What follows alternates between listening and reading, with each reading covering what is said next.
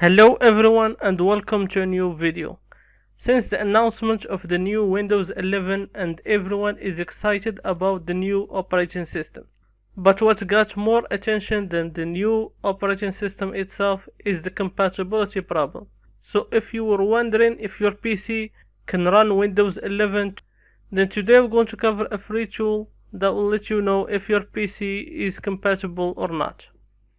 Microsoft did release a tool to help you check for compatibility, but since they changed the minimum requirements from TPM 1.2 to version 2.0, they removed the tool from their official website. But that's not a problem because there is a free and better tool that you can use right now. The tool is called WhyNotWin11.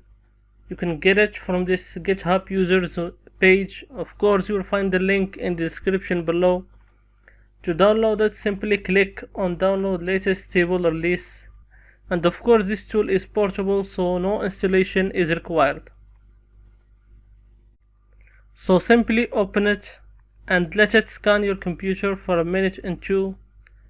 What I love about this tool is that it will give you more information than PC health check, because with PC health check you get a yes or no answer with no specific information, but with this tool it will check your hardware, your CPU, GPU, memory, and check if your PC has TPM support and if the secure boot option is enabled.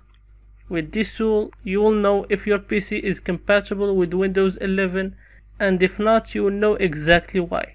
And that's why you should definitely use this tool even if PC health check became available, because this one is simply better.